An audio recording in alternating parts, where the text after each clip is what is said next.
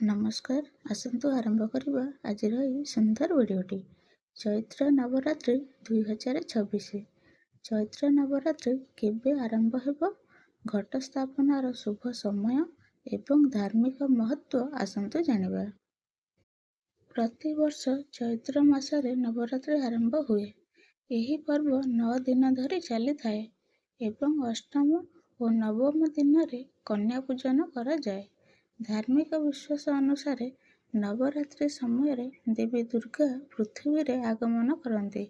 ତେଣୁ ଆସନ୍ତୁ ଜାଣିବା ଚୈତ୍ର ନବରାତ୍ରି କେବେ ଆରମ୍ଭ ହେବ। ଚୈତ୍ର ମାସ ମାର୍ଚ୍ଚ 4 ତାରିଖରେ ଆରମ୍ଭ ହେବ। ସନାତନ ଧର୍ମରେ ଏହି ମାସର ବିଶେଷ ମହତ୍ତ୍ୱ ରହିଛି।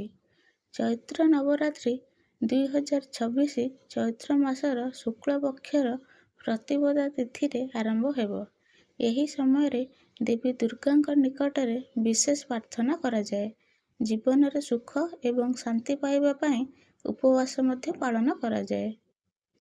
ଚୈତ୍ର ନବରାତ୍ରି 2026 ଆରମ୍ଭ ଏବଂ ଶେଷ ତାରିଖ ଆସନ୍ତୁ ଜାଣିବା। କ୍ୟାଲେଣ୍ଡର ଅନୁସାରେ ଏହି ବର୍ଷ ଚୈତ୍ର ମାସର ଶୁକ୍ଳ ପକ୍ଷର ପ୍ରତିପଦା ତିଥି ମାର୍ଚ୍ଚ 19 ତାରିଖରେ ପଡୁଛି। ଚୈତ୍ର ନବରାତ୍ରି ଏହି ଦିନ ଆରମ୍ଭ ହୋଇ ମାର୍ଚ୍ଚ 27 ତାରିଖରେ ଶେଷ ହେବ। ଚୈତ୍ର ନବରାତ୍ରି 2026 କଳସ ସ୍ଥାପନ ମୁହୂର୍ତ୍ତ। ଚୈତ୍ର ନବରାତ୍ରି ପ୍ରଥମ ଦିନରେ କଳସ ରୀତିନୀତି ଅନୁଯାୟୀ ସ୍ଥାପିତ ହୋଇଥାଏ। ତେଣୁ ମାର୍ଚ୍ଚ 19ରେ ଘଟ ସ୍ଥାପନା କରାଯିବ। ଘଟ ସ୍ଥାପନା ମୁହୂର୍ତ୍ତ 6:52ରୁ 7:46। ଘଟ ସ୍ଥାପନା ଅଭିଜିତ ମୁହୂର୍ତ୍ତ 12:04ରୁ 12:52। ଚୈତ୍ର ନବରାତ୍ରିର ଧାର୍ମିକ ମହତ୍ତ୍ୱ। ଚୈତ୍ର ନବରାତ୍ରିର ପ୍ରଥମ ଦିନରୁ ହିନ୍ଦୁ ନବବର୍ଷ ଆରମ୍ଭ ହୁଏ। ଧାର୍ମିକ ବିଶ୍ୱାସ ଅନୁସାରେ ଭଗବାନ ବ୍ରହ୍ମା ଏହି ଦିନ ବ୍ରହ୍ମାଣ୍ଡର ସୃଷ୍ଟି ଆରମ୍ଭ କରିଥିଲେ।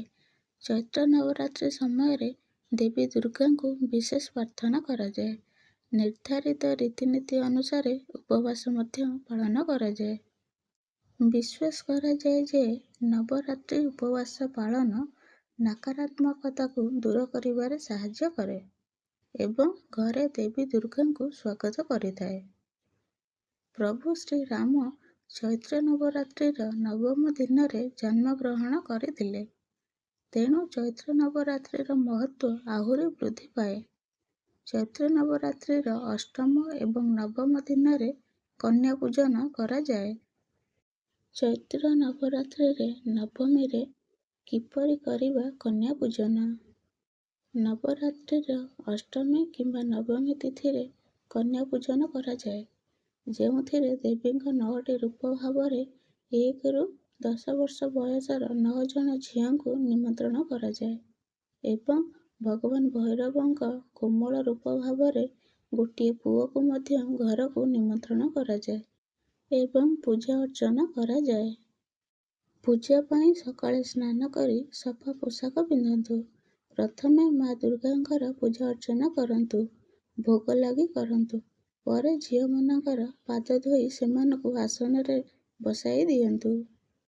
ସେମାନଙ୍କ ମୁଣ୍ଡରେ ସିନ୍ଦୁର, ଚନ୍ଦନ ଲଗାଇବା ପରେ ମୁଣ୍ଡରେ ନାଲି କପଡ଼ା ମଧ୍ୟ ବାନ୍ଧି ପାରିବେ। ପ୍ରସାଦ ଭାବରେ ପୁରୀ, କଳା ଚଣା ଏବଂ ହାଲୁଆ ପରିବେଷଣ କରନ୍ତୁ।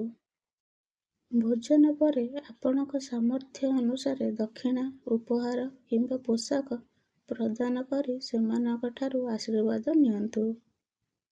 କନ୍ୟା ସନ୍ତାନଙ୍କୁ ପୂଜା କରିବା ଦ୍ୱାରା ଦେବୀ ଦୁର୍ଗାଙ୍କ ଆଶୀର୍ବାଦ ମିଳିଥାଏ ଏବଂ ଘରେ ସୁଖ ଏବଂ ସମୃଦ୍ଧି ବଜାୟ ରହିଥାଏ। ଏହି ଦିନ ଦାନ କରିବାର ଏକ ଖାସ୍ ମହତ୍ତ୍ୱ ରହିଛି। ଦୁଃଖୀ ଲୋକଙ୍କୁ ଖାଦ୍ୟ ଦେବା ଅତ୍ୟନ୍ତ ଶୁଭ ପୁଣ୍ୟ କାର୍ଯ୍ୟ ବୋଲି ବିବେଚନା କରାଯାଏ। ଏହି ଲେଖାରେ ଥିବା ସୂଚନା ବିଭିନ୍ନ ଉତ୍ସ, ଜ୍ୟୋତିଷ, ଉପଦେଶ, ବିଶ୍ୱାସ, ଧାର୍ମିକ ପାଠ, କିମ୍ବଦନ୍ତୀରୁ ସଂଗ୍ରହ କରାଯାଇଛି।